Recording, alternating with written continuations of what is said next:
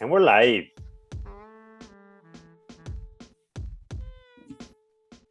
I'm so excited, and I just can't hide it. I'm about to lose control, and I think I like it. Sorry, guys, I just finished watching Venom Part 2, and there's a major Easter egg in there where Eddie Brock is wearing the exact same thing Axel Foley had on during Beverly Hills Cop. That might predate a lot of you. But good afternoon, good morning, good evening, ladies and gentlemen, wherever you are, whatever time it is for you right now, just know that you are locked in until a point with Skip. And the King. Right now we have our good friend. By the way, guys, go down there, click subscribe, leave the comments, because this guy got a lot of comments. The mouth of the North, Mr. Andrew Reece from the Reece Report.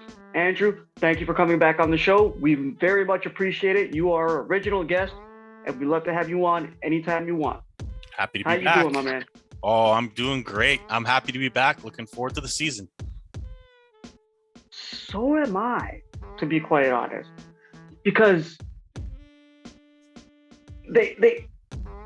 I've seen the odds makers out there having lowered expectations for your Toronto Raptors. Okay? And apparently, according to them, the Raps aren't going to make it. Mostly these NBA pundits, they're American. They don't like us up here. They want to get at us.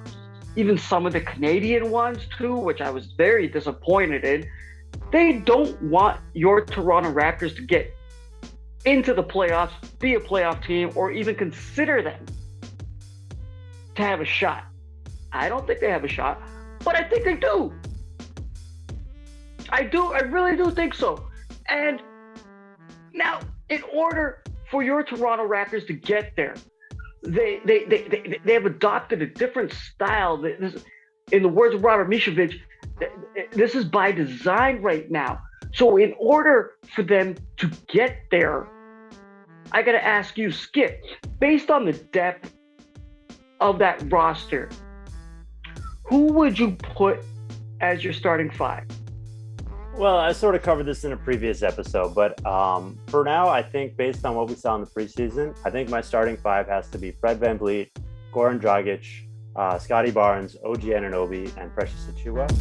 I think that's how it goes 1 to 5.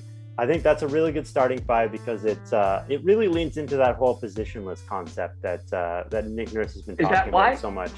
Yeah, I think it's a really good unit because you think about it, you write down on paper, it's like, yeah, you have your point guard VanVleet, your shooting guard Dragic, your 3 guard, your small forward, I should say, Scottie, your 4-man would be OG, your 5 would be Precious. But when you sort of sit back and look at how it actually plays out, it's a lot different than that because Scottie really has guard skills. And so you're kind of like looking at it as a 3-guard set all of a sudden. And we saw how much Nick Nurse loves to run with 3 guards in the past when he had VanVleet and Lowry and whoever else was on the roster at the time. He liked to run those guys all at once. And so I think that's a really interesting concept to run with three guards in the starting lineup. And then you look even further and it's actually probably the best playmaker out of those 3 is Scottie Barnes. So suddenly you have this point forward who's going to be running the offense. And what you're going to see is you're going to see guys like VanVleet and Dragic who aren't necessarily high-level playmakers. They're going to be spreading the floor. They're both solid 3-point shooters. They're both above average from 3 last season. VanVleet in 9 attempts per game, and I think Dragic in 5 attempts per game. So they're both really good 3-point shooters. But if you look at their assist numbers as guards, I mean, Dragic is well below average. I looked him up. He's got 4 assists per game for his career. And if you look at cleaning the glass numbers, he's in like the 30th percentile in assist percentage for the whole league, which is really, really bad for a point guard. Like we're talking about a guy who basically plays off ball. And when he has the ball, he's not playmaking for other people. VanVleet was a little better last year. He did have a lot more assists with Lowry out. He was in the 83rd percentile I saw, which is actually pretty good. It's pretty near the top. But I still wouldn't call him like an elite playmaking guard. He doesn't necessarily see the floor very well. And I really like the idea of having this Scottie, this guy who theoretically can't shoot as a rookie, handling the ball and spreading the ball out to these two guys on the wings, plus OG, who is also a very high-level three-point shooter. And suddenly you have this kind of, you can sort of see how you have the makings of this Bucks-like offense, where it's like Giannis with the ball, and then he's spreading out to a bunch of three-point shooters, in theory. Obviously, Scottie's going to have to take a whole lot of development to get to anywhere near that point, but that's sort of the concept they're working with here. And I think another thing that's really interesting about this team is when you run with that so-called three-guard set that I just described, then you have OG, who's going to be handling the ball quite a bit. And we saw Precious this preseason at least. He really looked like he knew how to dribble, how to make plays for himself. So you got suddenly 5 guys on the floor at one time who could make plays for themselves, who could pass. And that's where you sort of get this coherent offense that's sort of quote unquote positionless, because guys are not playing their size, they're playing their skills. Now, what I would worry about there is who's your featured guy, right? You don't necessarily know who your featured guy. If you're putting the ball in the hands of a rookie, that's a little dicey as well. But just who's going to be the guy who's going to step up? And the obvious answer is OG Anunoby. But if OG can't quite take over, be that takeover guy, what you might start to see is this team get really bogged down in the half court. Kind of no one really wants to take charge. And then you're going to end up with a lot of passing out to Van Vliet for a contested jumper, a desperation heave kind of thing. And that's where I think this team... Deep three from Moncton! Yeah, that's where I think this team could really get bogged down. But I think I'm really excited about those 5 in the starting lineup. And you can argue whether Trent should be in that mix. And I think he's in the conversation for fit reasons, if not for performance reasons, because he did not have a good preseason. But I think there's some argument there. But I think starting on opening night, you want to put your best foot forward. And I hope that's what Nick Nurse does. We'll see what lineup he rolls with. And yeah, I'm looking forward to it. Yeah. So sorry, you had Birch starting at center? No, Precious starting. Yeah, Reece. Okay. What's your starting 5? Okay, so Skip caught me off guard there because I thought he was everyone else. Birch was going to start, but Birch has been hurt in the preseason. I would absolutely start Precious. He's had a great preseason. He's done things that even I have been surprised by. He drives, he shoots, unapologetically will shoot. He protects the rim very well, and he steals the ball very well. He had averaged two steals a game in the preseason. Most centers don't do this. He does things that most centers don't do, so that's why I would start him. And the Birch coming off the bench. I will say that he settles for too many jumpers. That's not a good thing. And he needs to create more separation when he has the ball. I'll say that. And he's only 22% from 3, so I wouldn't want him overshooting the ball. I want him, using his athletic ability and getting inside. He can block shots, but not good in the pick and roll. So that's a concern with the Raptors. They're not a good pick and roll defense. We're going to hope that Scottie Barnes can help with that. That's my main concern. Also, with regards to Simon talking about the Bucks offense, the problem is the Raptors don't seem to be a really good three-point shooting team at this point, especially standstill shooting threes. And that's a big concern when you're in the half court. So yes, the half court offense, I think, is going to be a concern all season. And this is whether or not OG takes the next step, which we saw in the preseason is going to happen. And I look forward to coming on this show every single time and people saying, you know what, that Reece guy, I made a bunch of comments about him and he's in a position to say, I told you so. Because if you watched OG, it's coming. It's coming. And I can't wait to be proven right. Most improved player. You heard it here. Most improved player. I said that as well. Could happen. I'm not arguing. So that I just wanted to say Precious had a great preseason, and the only change I would make is I would start him over Birch. Gary Trent Jr. I have him starting too. Right. Yeah. Gary Trent Jr. should be nowhere near the starting lineup. He was absolutely awful in the preseason. Dragic wasn't much better, and I'll get into that later on what I think about our shooting guard position. But I just want to mention that Precious deserves to start over Birch. Most starting lineups say Birch starts, but I would start Precious at center. Well, you guys gave me some scraps right now. But they're not scraps. They're not scrubs.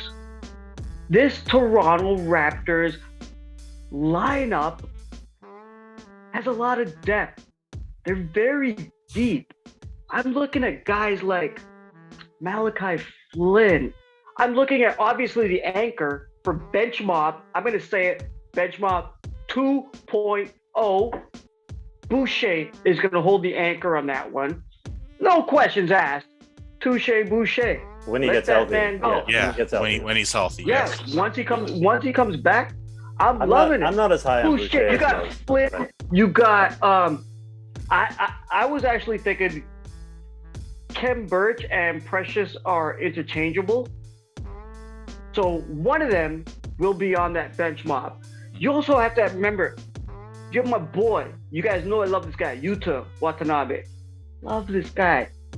You know, he's bringing the energy. He's bringing the drive. He's trying to do whatever he can to help the team. He's filling the holes. You also have Zvi Mikhailuk. Like, I'm loving what this guy's doing. You also have Mr. Kipling bust, Delano Banton. Right? I saw him on the presser the other day, and this guy was absolutely amazing. Like, he speak like a Toronto man. You know what I mean? Like, he's from here. Like, the man already doesn't know what it is. You know, not to mention you have other players that could come out of nowhere. Like, even Sam Decker had that one good preseason game. You know, we there's a lot that the Raptors could use, and I'm going to call this Bench Mob 2.0, and I think it should be better than that original Bench Mob that the Raptors got labeled as previously. Yeah, Now, so I'm not a big fan of this bench. I'm just going to say it. I'm not a big fan of the bench. I think the bench has some upside. I do think it does. My bench, just real quick, is Malachi, Trent, Svi. I got corrected on that last time. It's Svi, not Svi. Yeah, you did.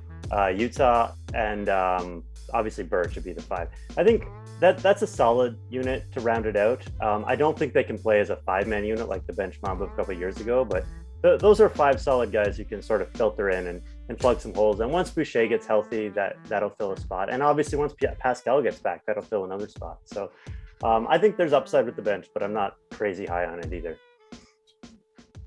Why are you not high on the bench, Andrew? Flynn and Gary Trent Why? Jr. alone. Flynn and Gary Trent Jr. alone makes me not a Flynn's in fan his of the second bench. year. Come on, dude.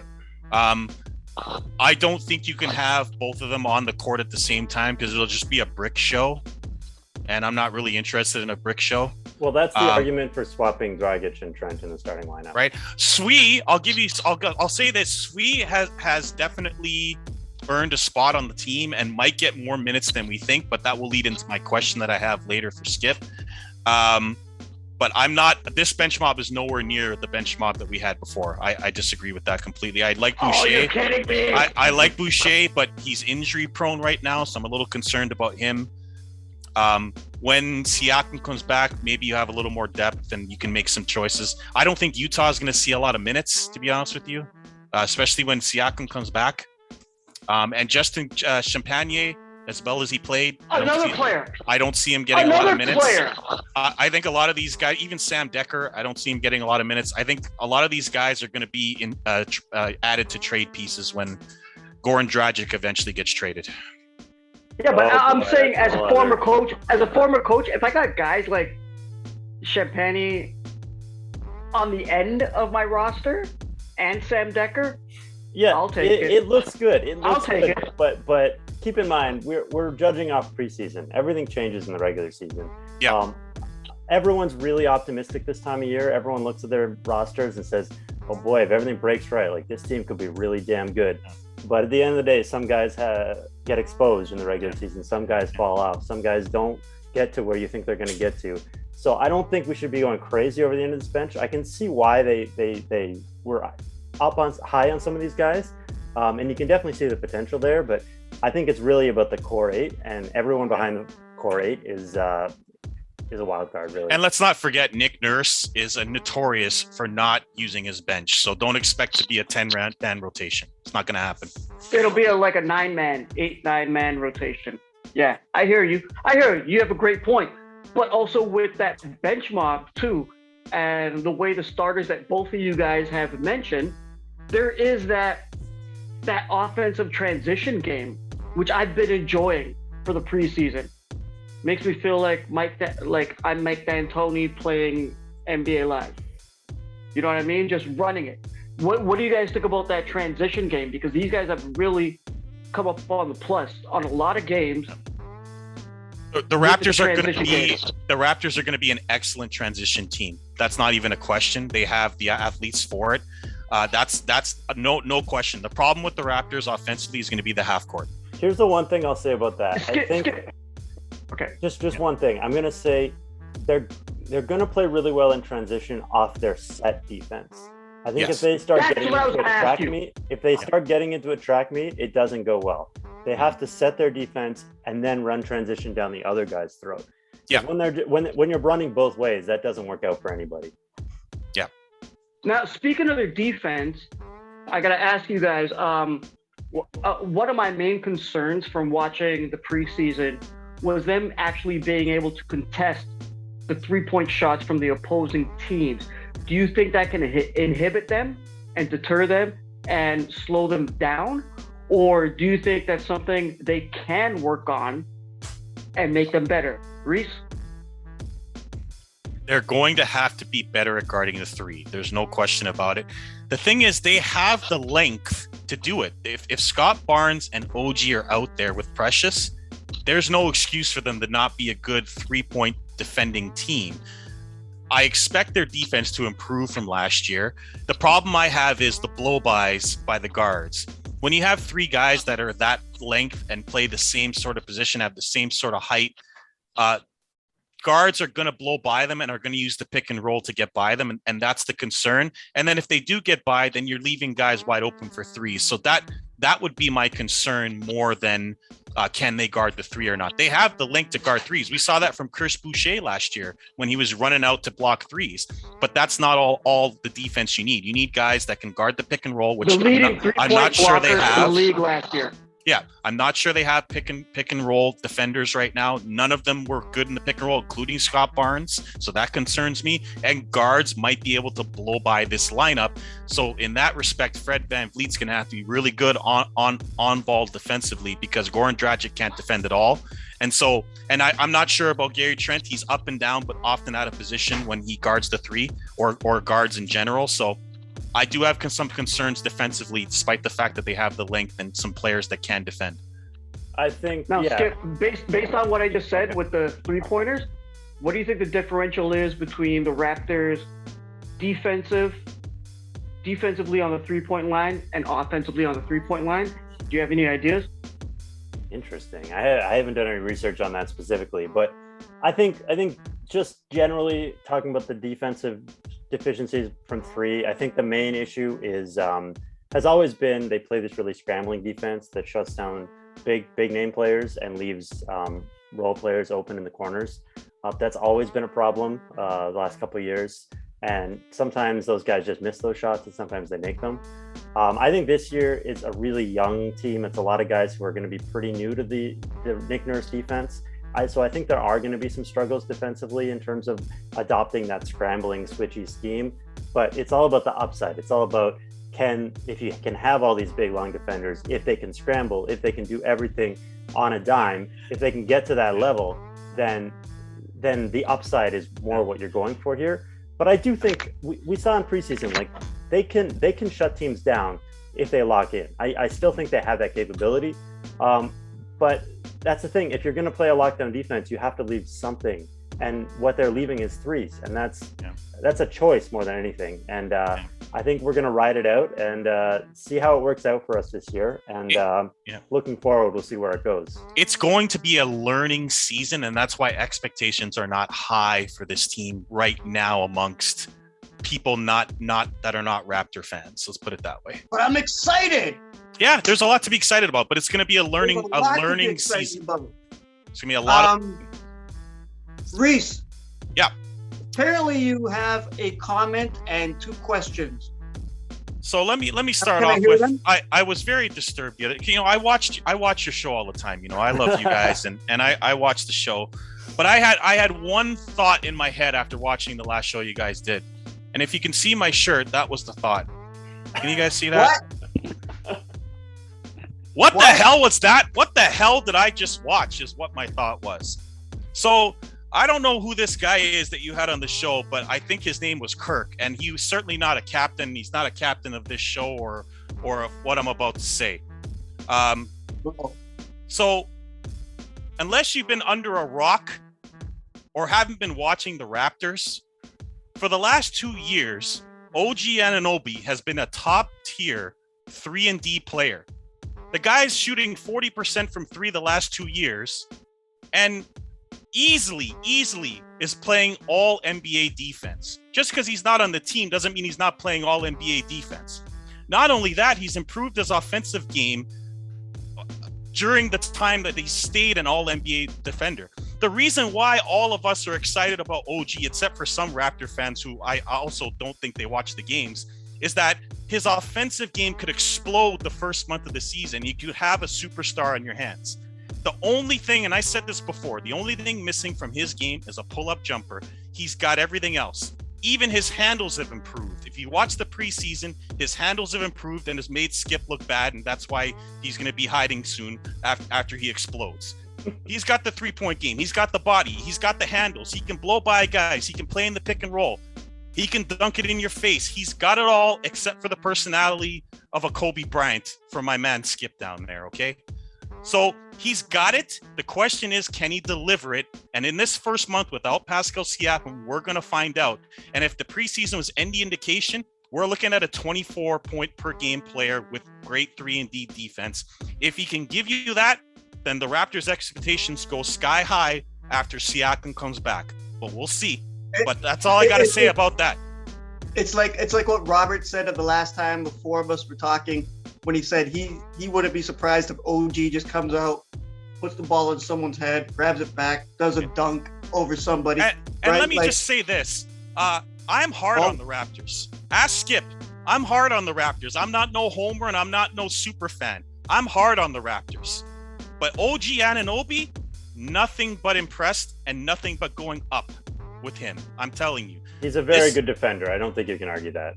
This year, you're going to see the most improved player possibly, and possibly an all-star. I'm telling you, this guy is just bubbling under the surface and he's going to explode.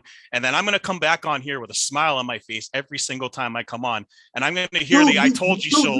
All those people that want to comment on me.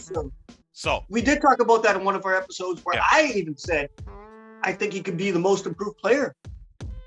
We'll definitely think we'll so. see. I think it's coming. We'll see. So Andrew Reece, since you're the host of the Reece Report, you host as well just as much as I do. So what do you got for us? My first question goes to Skip, and this is a concern of mine regarding our preview. Who in the blue hell is going to start at shooting guard for the Raptors? Because if you watch the preseason, Goran Dragic, not looking good. Gary Trent Jr., just awful from offense and awful on defense. I mean, SVI, because I don't know how to say his name, was probably the best shooting guard on the team in the preseason. Even Sam Decker had a good game. Like, who starts at shooting guard for this team? Because, my God, the options are not good right now. I know. I think I know who Skip's going to say. Well, I mean, I picked Dragic in my when I was speaking earlier. I agree that neither of them really stood out in preseason. I think Dragic was really quiet, but I think that maybe it could be because he's older and in the decline phase of his career. It could just be that it was preseason. He doesn't really care about preseason because he's 35 and he wants to save his minutes for the regular season. I think he's going to be in a reduced role this year. I don't think there's any question about that. He's going to be this guy who's more of a spot-up shooter. He's not going to be necessarily ball handling a ton. He just needs to be able to fill that spot. The reason why I'm considering Trent in that spot is because Trent is a better three-point shooter and a worse passer. And I think the bench unit might really struggle to find some playmaking. And that's where I might put Dragic on the bench as a bit more of a guard, a point guard to go with Malachi. Yeah. But I think if you're putting your best foot forward, you just put Dragic out there and you don't expect a lot from him. You don't like, he can kind of play that Danny Green role, like that fifth starter at shooting guard. He's not as good as Danny Green was the year that the Raptors won the championship, but the Raptors aren't as good as they were the year they won the championship. So he fills that role until you groom somebody else to fill that role down the road. Obviously, it's just a 1-year stopgap. It's not like if he's bad, like it's not the end of the world. If you have to ship him out of town. And I do think that there is a chance that Trent will take that job over the course of the season. But I think you go in with Dragic and Trent as your shooting guard rotation, and you let those other guys sort of work their way in around the edges. Like guys like Dalano Benson might get a quick look here and there, but I think you got to go with who you have and let the regular season tell the story before you start judging too hard. When Siakam comes Skip, back, I honestly thought. sorry. Skip, I honestly thought he would have said Fred VanVleet. He's playing point guard. When Siakam comes back, do you start Scott Barnes at point and bench both Dragic and Gary Trent Jr.? No, Scottie Barnes put Fred VanVleet at shooting guard. Scottie Barnes at the point and Fred VanVleet at the 2. This is a really good question. I originally was feeling like Scottie should stay in the starting lineup and Dragic should go to the bench. And I think that still might be what happens. But if you sort of think about how the offense plays, the way I kind of described how I was going to set up my offense with Dragic as a spacing the floor shooter, I think it's a much more natural fit to have, if you have Scottie Barnes handling the ball and spraying the ball out to shooters, to have Pascal Siakam replace that role, because he's going to be handling the ball a ton. We know that, and we want to surround him with shooters. And so I think maybe that pairing with Scottie and Pascal on the floor at the same time would be a bit cluttered because neither of them are great shooters. So I think that's where you might want to put Scottie on the bench. Again, it'll depend on how he looks in his first month in the NBA. If he's amazing, you might not be able to put him on the bench. And if he struggles, it might be obvious to put him on the bench. But I think if you're thinking about fit, there is an argument that Pascal and Scottie would swap out a lot smoother than Pascal and someone like Dragic. And maybe Freddie's better at the 2. Yeah, but at the end of the day, I think you're going to start the best 5 guys you have. I think that's really got to be the base you work with. All right. Now, very important question for King. This is very important before the season starts. Are you going to be watching the Raptors when Drake is at the game or actually announcing on the game? Oh my God. Because if not, then you can't host the show anymore. So it's a very important question. I'm going to watch it. There's no question. Are you sure? I am going to watch the game. I've learned that on my remote control there is a mute button. Yes, like I told you. Yes. I do not want to see that, like I said on the last one, the heart in my head and look at my jacket and let me lie to you and make you think I'm something great and look at my owl and my OVO and you know what I mean? It's October now, so you know we're gonna hear about this. I do not care for that bull. Okay? No, because we love this host. We don't want to lose you, you know? Oh, you're not gonna lose me on this one. You're definitely not losing me on this one. I'm just gonna mute this guy. And you know what? I'm just gonna rip him every time he does come on to do commentary. I'm actually going to listen to it. You know what I mean? A friend of mine the other day sent me a track. Oh, you got to hear this Drake track off the new album, fam. And I was like, nah. He played it for me, and I was like, no. What am I hearing? I do not want to hear it.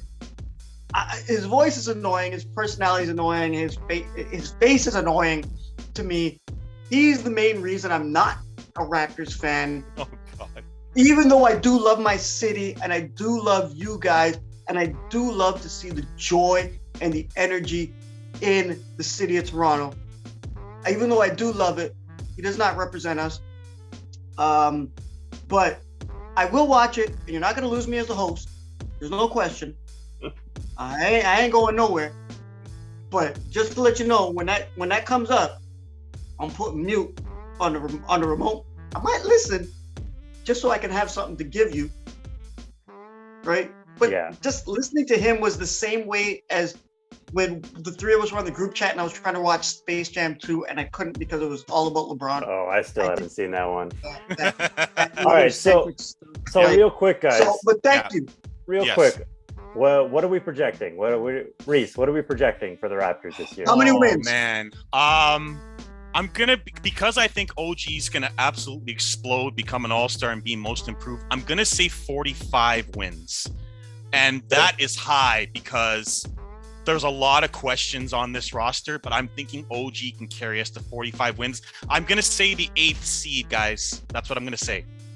Skip, what do you got? What's your projection? I'm going to say, 42, 43. Last projection I saw was 41 and 41, 9th place, and 50% chance of making the playoffs, which it sounds about right to me. I mean, I feel like it's a bit low, but I think that's my Homer heart talking. I think they're right in that neighborhood, maybe 42, 43, probably a hint over 500, but right around 500. I will say this, they will not start 2-10 with OG as the number one option. And that's why I'm optimistic about their win total. They're not going to start 2-10 because Pascal will not be the number one option and won't miss 4 game-winning shots in the first 10 games. Skip, I got to agree with you. I do like the 43 wins. I do really like that. And I think with the way the Eastern Conference is based, since they got to face each other 4 times a year, since now that they're back to the full schedule, I do see the being really tight. Like Reece, I seen you posting about horse racing. You know how tight that can get. So I do see them probably pulling out anywhere from based on the 43 wins. I can see them pulling out maybe the 4th seed to the 8th seed. But I do see them making the playoffs. Yeah, quickly, they're going to have to beat the teams that are in their tier. Atlanta, Knicks, Charlotte, I don't Washington. know if Atlanta's down there anymore. Atlanta's better. But like the 5 to 8 spots, they're gonna have to beat those teams. They lost to them all last year. They're gonna have to beat those teams. That's how they're gonna make the playoffs. All right, guys, this has been a great season preview for the Toronto Raptors. I'm loving this conversation. I'm pretty sure we can go really more deep into this. Maybe we'll save it for next week or something. I don't know. But Andrew, it's a pleasure having you on. You guys go down there, go click on the Reece Report, click subscribe. If you love any sport, from baseball, which is hot right now, basketball, hockey, even wrestling, even horse racing, football, whatever you want. What? You guys go down there, click subscribe. Leave some juicy comments. If you hate him as much as you do on our show, go hate him on his show. I don't need to wake up in the morning to looking at comments. I can't wait till I'm right about OG. I cannot wait. I'm gonna respond to all 37 of those people who commented. When he explodes this year, I'm gonna respond to every one of you. I like that. I love that attitude. Skip, you know I love seeing your beautiful face. You guys go find him at Dougie J's on Twitter. It's baseball season, so you know he's loving it. He's a little heartbroken. Maybe send him a hug since the Blue Jays Red are Sox, out. Astros, Skip. Can you believe it? The cheaters are in the ALCS. I'm pretty sure Skip's gonna go for Houston because we all know how much he loves Boston. You guys find him simonbroder.com, on Amazon.ca, Running the Point. Go buy the book. You guys know where to find us. Go down there, click subscribe, click like. On Twitter, on Twitter, To The Point Raps, To The Point on Facebook and Instagram. Andrew, thank you for coming back on. You know, we love having you on. We can't wait to be back on your show. On behalf of Andrew, Simon, and myself, good afternoon, good morning, good evening, good night, and peace.